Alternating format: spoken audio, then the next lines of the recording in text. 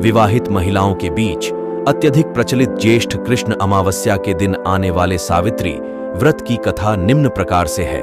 भद्र देश के एक राजा थे जिनका नाम अश्वपति था। भद्र देश के राजा अश्वपति की कोई संतान न थी। उन्होंने संतान की प्राप्ति के लिए मंत्रोच्चारण के साथ प्रतिदिन 1 लाख आहुतियां दी। 18 वर्षों तक यह क्रम जारी रहा। इसके बाद सावित्री देवी ने प्रकट होकर वर दिया कि राजन, तुझे एक तेजस्वी कन्या पैदा होगी। सावित्री देवी की कृपा से जन्म लेने के कारण से कन्या का नाम सावित्री रखा गया। कन्या बड़ी होकर बेहद रूपवान हुई। योग्य वर न मिलने की वजह से सावित्री के पिता दुखी थे। उन्होंने कन्या को स्वयं वर तलाशने भेजा। सावित्री तपोवन में भटकने लगी। वहां साल्व देश के राजा द्युमत्सेन रहते थे, क्योंकि उनका राज्य किसी ने छीन लिया था। उनके पुत्र सत्यवान को देखकर सावित्री ने पति के रूप में उनका वरण किया। ऋषिराज नारद को जब यह बात पता चली तो वह राजा अश्वपति के पास पहुंचे और कहा कि हे राजन, यह क्या कर रहे हैं आप? सत्यवान गुणवान है, धर्मात्मा है और बलवान भी है, पर उसकी आयु बहुत छोटी है। वह अल्पायु है।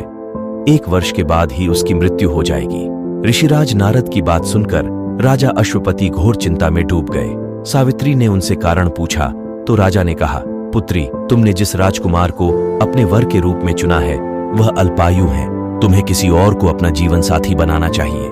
इस पर सावित्री ने कहा कि पिताजी, आर्य कन्याएं अपने पति का 1 बार ही वरण करती हैं। राजा 1 बार ही आज्ञा देता है। पंडित 1 बार ही प्रतिज्ञा करते हैं और कन्यादान भी 1 ही बार किया जाता है। सावित्री हठ करने लगी और बोली, मैं सत्यवान से ही विवाह करूंगी। राजा अश्वपति ने सावित्री का विवाह सत्यवान से कर दिया। सावित्री अपने ससुराल पहुंचते ही सास ससुर की सेवा करने लगी। समय बीतता चला गया। नारद मुनि ने सावित्री को पहले ही सत्यवान की मृत्यु के दिन के बारे में बता दिया था। वह दिन जैसे जैसे करीब आने लगा, सावित्री अधीर होने लगी। उन्होंने 3 दिन पहले से ही उपवास शुरू कर दिया। नारद मुनि द्वारा कथित निश्चित तिथि पर पितरों का पूजन किया। हर दिन की तरह सत्यवान उस दिन भी लकड़ी काटने जंगल चले गए। साथ में सावित्री भी गईं। जंगल में पहुंचकर सत्यवान लकड़ी काटने के लिए एक पेड़ पर चढ़ गए। तभी उसके सिर में तेज दर्द होने लगा।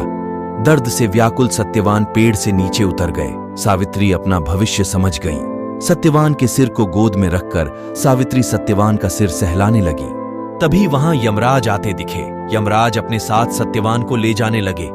सावित्री भी उनके पीछे पीछे चल पड़ी। यमराज ने सावित्री को समझाने की कोशिश की कि यही विधि का विधान है, लेकिन सावित्री नहीं मानी। सावित्री की निष्ठा और पतिपरायणता को देखकर यमराज ने सावित्री से कहा कि हे देवी, तुम धन्य हो, तुम मुझसे कोई भी वरदान मांगो।